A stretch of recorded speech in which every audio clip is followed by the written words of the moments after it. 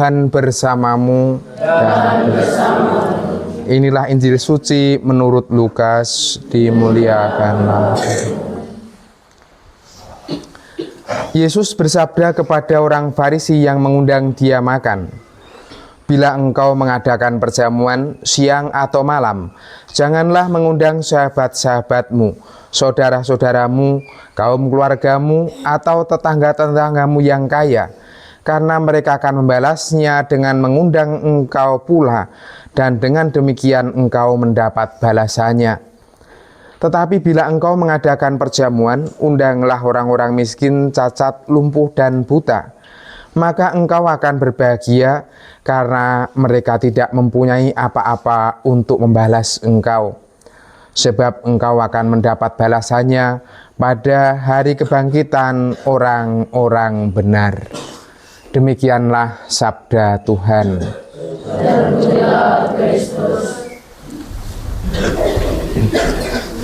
Selamat pagi. Di kampung kalau misalnya ada pemberesan pernikahan, itu pernah melihat yang namanya perjamuan meja berkat. Ada yang pernah melihat? Tidak pernah? Pernah. Nah, yang terjadi di dalam perjamuan meja berkat itu apa? Orang makan-makan. Nah, yang diundang biasanya siapa? Pater atau Bapak Dewan, sama saksinya, sama mungkin orang-orang penting di situ. Kadang-kadang ada Pak Guru yang mewakili, atau mungkin Bapak Kampung, dan lain sebagainya. Tetapi yang hadir pada waktu itu adalah yang sebenarnya orang-orang yang memungkinkan di rumahnya itu punya makanan. Sedangkan mungkin orang-orang yang kecil yang di rumah tidak ada beras dan lain sebagainya, mungkin malah tidak dapat undangan itu. Secara keadilan sosial sejenak mungkin tidak adil semacam ini, tetapi ya itu yang terjadi pada umumnya. Bahkan di tempat lain,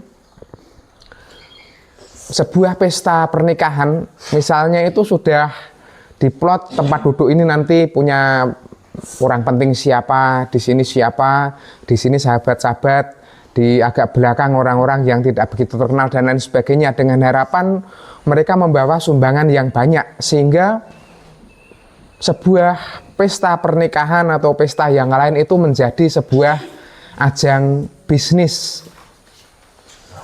Saya tidak mau lari ke situ, itu hak-hak mereka sendiri, tidak apa-apa. Tetapi kalau dalam pelajaran kelas 3 bahasa Indonesia itu aja kan ada yang namanya majas, perumpamaan, hiperbola, personifikasi, dan lain sebagainya.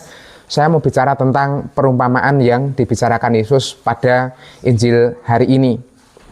Dia bicara tentang sebuah pesta, tetapi di belakangnya saya merenungkan pesta sukacita atau undangan untuk mengalami keselamatan itu diwartakan bagi mereka orang-orang yang kalau bisa jangan yang belum mengenal Tuhan.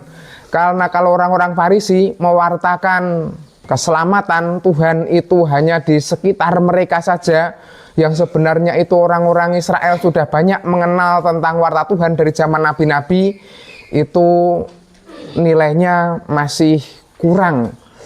Wartakanlah kebaikan atau karya undangan keselamatan Tuhan itu kepada bangsa-bangsa yang tidak mengenal Tuhan, maka banyak orang akan mengalami karya keselamatan atau karya kebaikan Tuhan.